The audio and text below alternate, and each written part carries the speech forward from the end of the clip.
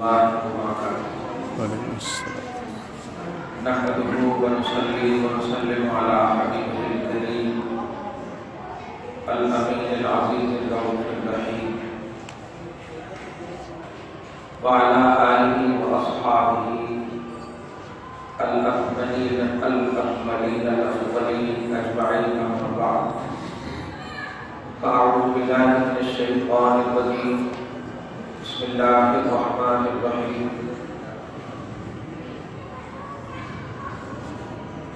ومن الأعراب من يؤمن بالله واليوم الآخر ويتخذ ما ينفق قربات عند الله وصلوات الرسول ألا إنها قربة لهم سيدخلهم الله في رحمته إن الله غفور رحيم صدق الله العظيم. حصول برکت کے لیے درود شریف پڑھ لیجیے. اللهم صل على سيدنا وشفيعنا وحبيبنا ومولانا محمد وعلى آله الكرام والنبي الكريم وآله وأصحابه وبارك وسلم صلى الله تعالى عليه وسلم. قرآن مجید فقار مجید اللہ کے عظیم الشان کلام کی سورہ توبہ کی آیت نمبر 99 کی تلاوت کا شرف حاصل کیا ہے. آیت کریمہ میں اللہ اور یوم آخرت پر جو لوگ ایمان رکھتے ہیں اور اللہ اور یوم آخرت پر ایمان کے ساتھ اللہ کی راہ میں جو بھی خرچ کرتے ہیں اس میں ان کا ارادہ قرب الہی اور دعائے مصطفیٰ ہوتی ہے. تو اللہ سبحانہ ایسے مومن بندوں کے بارے میں ارشاد فرماتا ہے کہ جو لوگ اللہ اور یوم آخرت پر ایمان رکھتے ہیں وَيَتَّخِذُوا مَا يُنْفِقُونَ اور جو کچھ بھی ان سے میسر ہوتا ہے وہ خرچ کرتے ہیں قربات عند اللہ و صلوات الرسول اللہ کا قرب حاصل کرنے کے لیے اور رسول پاک کی دعائیں لینے کے لیے. الا انھا قربۃ لہم تو سنو ان کے لیے خدا کی قربت بھی ہے رسول کی دعائیں. سیدخلهم اللہ فی رحمتہ اللہ ایسے مومن بندوں کو اپنی رحمت میں داخل فرمائے گا. ان اللہ غفور رحیم بے شک اللہ بخشنے والا رحم فرمانے والا ہے.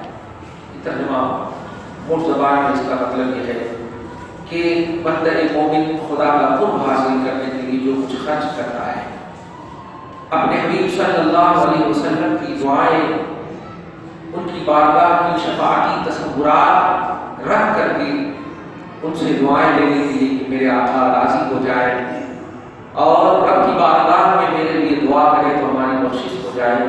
ایسی نیت رکھنے والے مومن بندوں کے لیے اللہ کا قرب بھی ہے اور خدا کی رحمت بھی ہے. یہ سورہ توبہ کی باب نمبر 11 ہے. فرسٹ پیج کی لاسٹ آیت کریمہ آپ دیکھیں کہ آیت نمبر 99.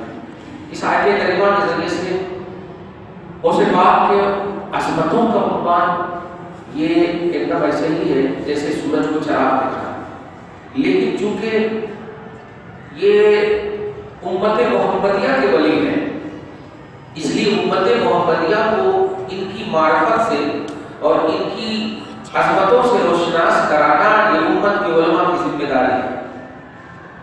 اس لیے آپ کو ہم کو آج امت محمدیہ کے ولی ہونے کی حیثیت سے ان کو پہچاننا ہے کہ ان کا اسٹیٹس کیا ہے. یاد رکھیے کوئی بھی اللہ کا ولی جاہل نہیں ہوتا. یاد رکھیے کوئی بھی اللہ کا ولی بے نمازی نہیں ہوتا. یاد رکھیے کوئی بھی اللہ کا ولی دھوکے باز نہیں ہوتا. ولایت نورانیت علم کے بعد ہی حاصل ہوتی ہے. ولایت جہالت کی دنیا جب ختم ہوتی ہے تب جا کر ولایت حاصل ہوتی ہے. وہ بندے اللہ پاک کے ولی ہوتے ہیں جو کبھی بھی اپنی زندگی میں کوئی کرپشن نہ کیا، کوئی غلطی نہ کیا. اور ظاہر ہے جب ولایت کا اسٹیٹس یہ ہے کہ وہ ہر زاویے سے کمپلیٹ ہوتے ہیں تو ایسے لوگوں کو فالو کرنا یہ ہماری توحیدی ذمہ داری ہے۔ ظاہر ہے ہر شخص اپنا آئیڈیل بننا چاہتا ہے، ہر شخص اپنا بیس چاہتا ہے اپنی زندگی میں، ان کی زندگی دینی ہو یا دنیاوی۔ ظاہر ہے دنیاوی زندگی کے لیے آپ کو دولت مندوں کو بیس بنانا، دنیا کیسے آپ کو سپورٹ کرنا ہے، دولتیں کیسے کمانی ہے، تو ارباب دولت اور اصحاب دولت کے پاس ہی آپ کو ان کا بیس، ان کی طرز زندگی کو اپنانا ہوگا۔ لیکن جب دین کا منع ہو، دین کو اگر بیس بنانے کے لیے آپ کو دینداری کو بیس بنانا ہوگا، دین میں کامیابی کے لیے دینداری کو بیس بنانا ہوگا۔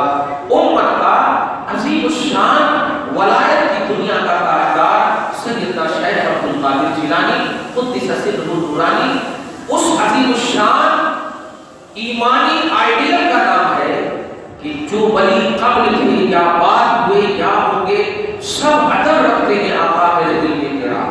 غوث اعظم رضی اللہ تعالیٰ عنہ 5ویں صدی 470 میں اس کی ولادت ہوئی، 5ویں سنچری کے ہیں یہ، لیکن حال یہ ہے کہ ان سے پہلے گزرے ہوئے میں اس عام اللہ کے بندوں کا نام نہیں لوں گا، ایسے عظیم الشان بندے جن کو شریعت کی دنیا میں اویس قرنی کا نام دیا گیا ہے۔ اویس قرنی وہ جلیل القدر اللہ کے بندے ہیں جنہوں نے زمانے مصطفیٰ پایا، لیکن ماں کی خدمت کی بنیاد پر رسول پاک کو ماتھے کی آنکھ سے نہ دیکھ سکے۔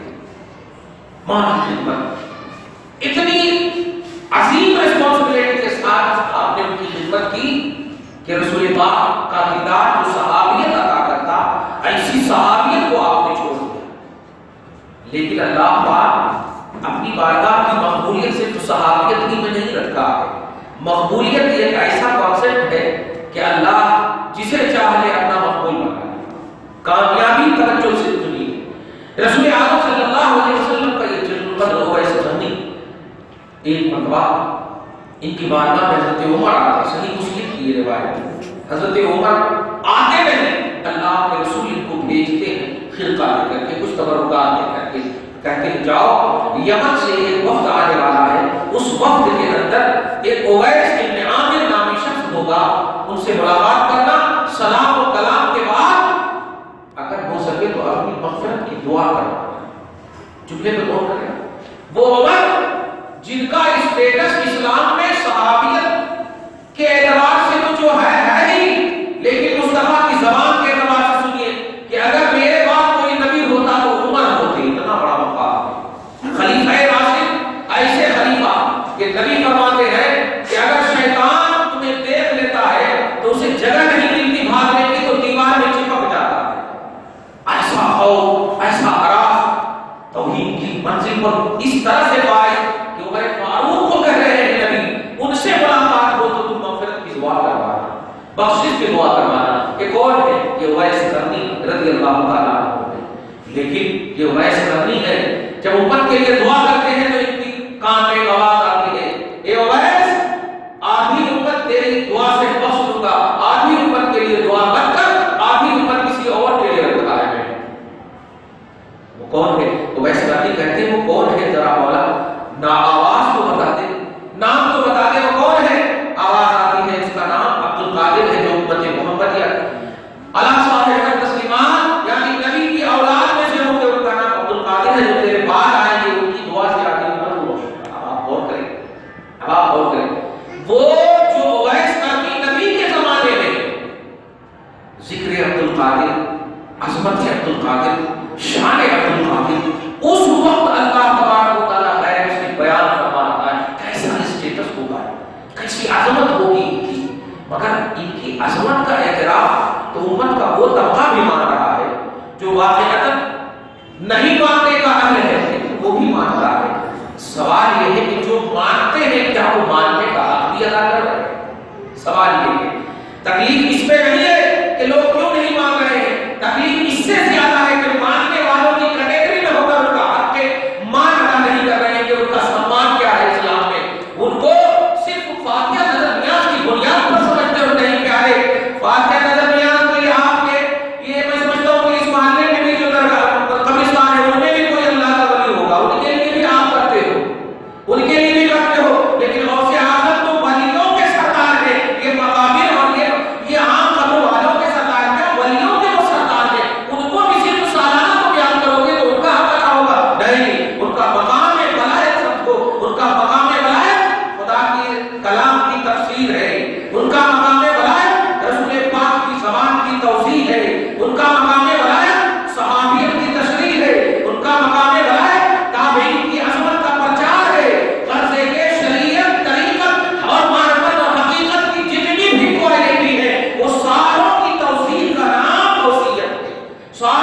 پہچان اور معرفت کرانے کا نام عبد القادر ہے۔ آپ کیا جانتے ہیں؟ ان کا تفصیل سے نام نہیں جانتے کہ ان کا نام کیا ہے۔ کبھی بولتے عبد القادر، کبھی بولتے غوث پاک، کبھی بولتے دستگیر، یہ نام نہیں ہے ان کا، یہ سب تو شان ہے، یہ سب تو آن ہے ان کی۔ دستگیر شریعت کے اعتبار سے ہر غمخواروں کی غمخواری کرنے والے، ہر مدد مانگنے والوں کی مدد کرنے والے دستگیر غوث اعظم، جو کوئی بھی سائل شریعت آتا، جو کوئی بھی سائل دینی آتا، ان کی مدد کرنے والے ان کو کہتے ہیں غوث اعظم۔ سمجھ نہیں، آپ ایکسپلین نہیں کر رہے ہو صحیح سے، تو امت کا طبقہ بھی بھر رہا ہے۔ ضرورت اس بات کی ہے کہ سمجھو۔ ابھی تفسیر الجیلانی کا انہوں نے ذکر کیا، اب آئیے ہمارے سیکٹر سے آپ جڑیے۔ تفسیر الجیلانی 6 جلدوں میں عربی میں 100 پیج کی کتاب ہے، جو بیروت لبنان سے چھپی ہے۔ انڈیا میں کہیں کہیں ہوگا، میرے پاس بھی موجود ہے، اس کے درس بھی ہمارے سیکٹر سے چل رہے ہیں۔ آپ یوٹیوب پر دیکھیں، مانے تفسیر الجیلانی، درس تفسیر الجیلانی کو ایک دم آ جائیں گے۔ پارہ نمبر 30 اور پارہ نمبر 29 کا درس ہو چکا ہے، پارہ نمبر 28 چل رہا ہے، ادھر سے بھی درس کیے۔ درس آپ دیکھیے، اس میں ارے جمہور کی ساری تفسیریں، میں اپنے نالج اور علم کے حساب سے بول رہا ہوں، جمہور جتنے بھی بدعت کی تفسیر کرنے والوں کی ہے، ساروں کی تفسیر کو ان کے بعد ایک طرف کر دو، غوث اعظم کی تفسیر ان سب میں نمایاں اور اعلیٰ درجے۔ اور ایگزامپل ایک مثال ہو، آپ قرآن پاک سورہ فاتحہ آیت نمبر 5 پڑھتے ہیں، اهدنا الصراط المستقیم، اے اللہ کی سیدھی راہ چلا، یہ ترجمہ، اے اللہ کی سیدھی راہ چلا، صراط الذین انعمت علیہم، ان لوگوں کی راہ چلا جن پر تو نے انعام کیا ہے، غیر المغضوب علیہم ولا الضالین، ان پر نہ چلا جن پر تیرا غصہ نازل ہوا ہے اور جو گمراہ ہے۔ پوری دنیا میں آپ چلے جائیے، جامع ترمذی میں دیکھیے، حدیث کی دنیا میں آپ دیکھیے تو سب میں یہی ملے گا کہ مغضوب علیہم سے مراد یہودیاں ہیں اور ضالین سے مراد نصرانی ہیں۔ مغضوب علیہم سے مراد یہودی ہیں، اس کا مطلب کیا ہوا کہ اللہ یہودیوں کے راستے پر نہ چلا، اور ضالین سے مراد نصرانی ہے تو یہ اللہ کرسچن کے راستے پر نہ چلا۔ لیکن آپ بتائیے، یہاں پر آپ ابھی نماز پڑھے الحمدللہ، کوئی کرسچن تھا یہاں، کوئی یہودی تھا یہاں، پھر کیوں آپ اللہ سے مانگ رہے ہیں کہ اللہ یہودیوں کے راستے پر نہ چلا؟ آپ کو خطرہ ہو یہودیوں کے راستے سے، یہودیاں ہو ان کے راستے آپ کے سامنے ہو، تب آپ بول سکتے ہیں۔ یہ سر میں درد ہو تب آپ کس بریک کھائیں گے؟ میں پوچھتا ہوں، ہر نماز میں اہدنا الصراط المستقیم اور مغضوب علیہم ولا الضالین سے بچنے کی اور صراط مستقیم پر رہنے کی آپ ہر دن دعا کر رہے ہیں، یعنی اے اللہ یہودیوں سے بچا۔ میں سمجھتا ہوں محلے میں بھی آپ کے یہودی نہیں ہوں گے، محلے میں بھی نہیں ہوں گے، لیکن غوث اعظم ایسے ہی سچویشن اور ایسے ہی پریشانی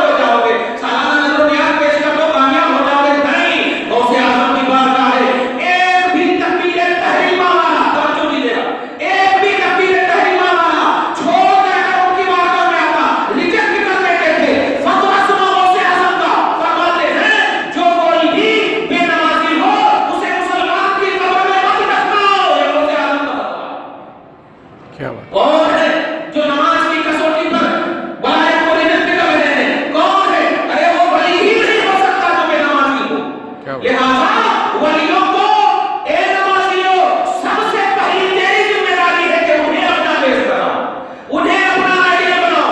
غوث اعظم کا یہ فتویٰ کہ بے نمازی کو مسلمان کی قبر پر دفنانا نہیں، اور جو کوئی آ جاتا محفل سے نکال دیا کرتے تھے، کیوں؟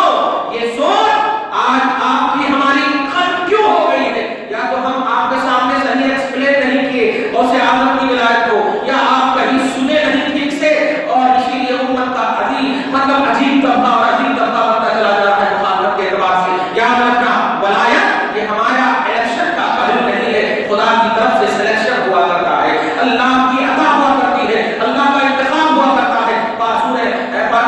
سورہ مائدہ کے آیت کریمہ سنیے، رب فرماتا ہے یا ایھا الذین آمنوا من یرتد منکم عن دینہ فسوف یأتی اللہ بقوم یحبهم ویحبونہ اذلۃ علی المؤمنین اعزۃ علی الکافرین لا یخافون لومۃ لائم یجاہدون فی سبیل اللہ لا یخافون لومۃ لائم ذلک من فضل اللہ یؤتیہ من یشاء واللہ واسع علیم۔ اللہ پاک فرماتا ہے اے لوگوں نبی تو نہیں آئیں گے، نبی کو تو نہیں بھیجوں گا، رسول کو تو نہیں بھیجوں گا، لیکن سنو اگر امت میں خرابی ہوگی، امت میں پریشانی ہوگی، توحید پر ریمارک آئے گا، رسالت پر افیکٹ پڑے گا، اگر اس پر اثر انداز ہوگی مخالفت دینی، تو فسوف یأتی اللہ ایسی قوم کو، ایسے لوگوں کو پیدا فرمائے گا کہ یحبہم، اللہ ان سے پیار کرے گا، اللہ ان سے محبت کرے گا، ویحبونہ، اور یہ بھی اللہ سے پیار کریں گے۔ تو ولایت یہ اللہ کا سلیکشن ہے، اللہ کا انتخاب ہے، اللہ کی محبت کا اظہار ہے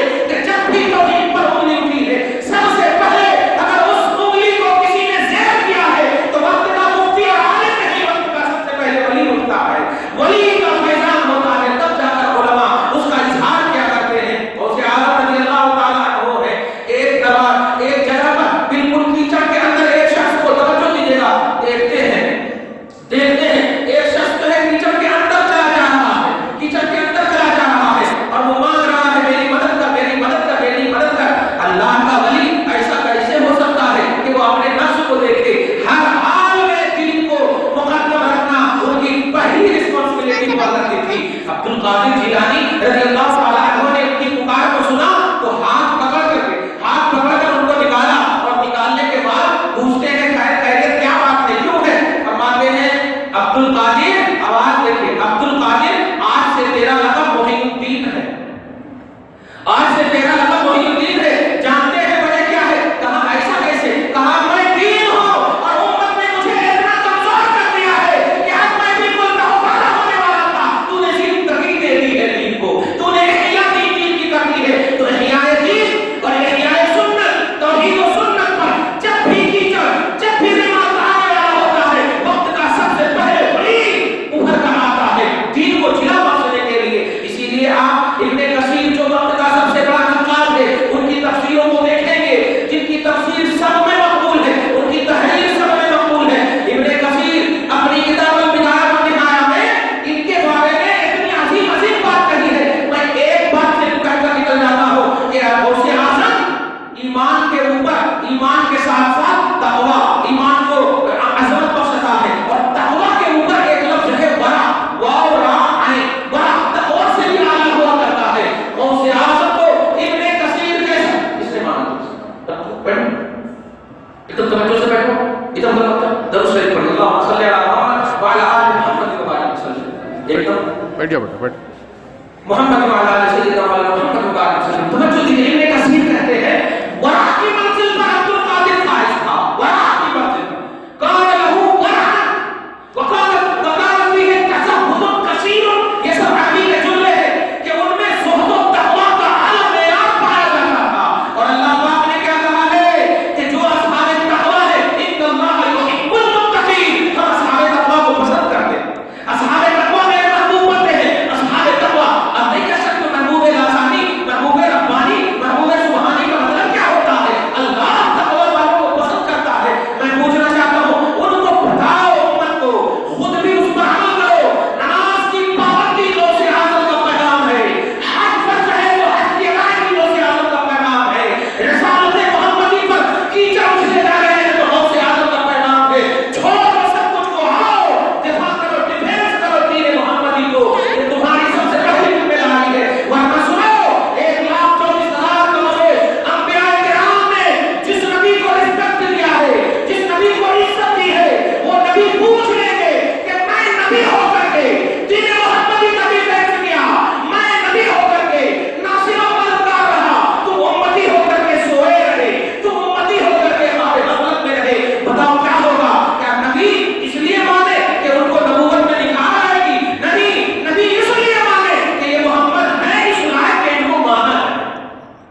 یہ آقا اس لائق ہے کہ ان کو مانا جائے. تو ہر حال میں شریعت کا تقدم غوث اعظم کا پیغام ہے. ہر حال میں دین محمدی کا ڈیفینس کرنا غوث اعظم کا پیغام ہے. اسی لیے کہ ایک مہینہ دو مہینہ پہلے شریعت کے حوالے سے بڑی باتیں کی گئی تھی. تحفظ شریعت کے عنوان سے بہت باتیں کی گئی تھی. لیکن ایک جملہ میں نے کہا تھا، ایک مقرروں اور ایک ڈیفینس کرنے والوں، یاد رکھنا اس کا آغاز تمہیں سب سے پہلے پرسنل لائف سے کرنا ہوگا اور اس کے بعد اپنے گھر سے کرنا ہوگا.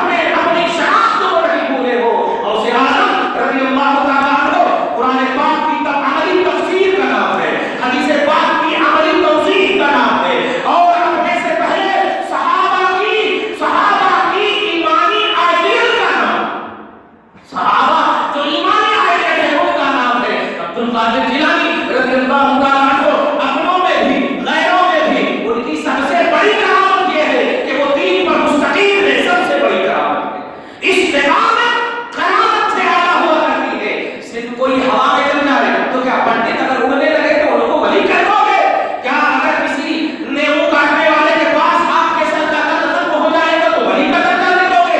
अरे अगर उनके पास इतनी पावर है तो वो आपसे पैसा लेकर के क्यों नेमू कटवा रहे हैं? सास को बहू से क्यों अलग करवा रहे हैं? बहू को सास से अलग क्यों करवा रहे हैं? अगर उनको ताकत है तो सास और बहू को एक कर दे।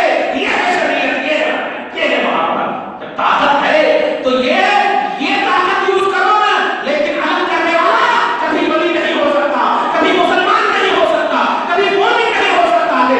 ईमान की शान ये है कि इख्तिलाफ को दूर किया जाए। ईमान की शान ये है कि जहाँ मुख्तलिफ बोलो वहाँ मुत्तहिद किया जाए। ईमान की शान ये है कि सास और बहू को सास और बहू का दर्जा नहीं, माँ और बेटे का दर्जा समझाया जाए। और ईमान का तकाजा ये है कि हर एक को उसका हक मिले, हर एक को उसका स्टेटस मिले। यही गौसे आदम का अमली पैगाम है, प्रैक्टिकल पैगाम है। दरूद शरीफ पढ़ अल्लाह सल्लल्लाहु अलैहि मोहम्मद व अला आलि मोहम्मद व बारिक सल्लल्लाहु अलैहि वसल्लम। जी तो चाहता था हूँ, लेकिन ये मजमा है, जरा तवज्जो से सुनिए। ये मजमा इस बात का अहल है कि यहाँ पर एक अनेक की मंजिल में है।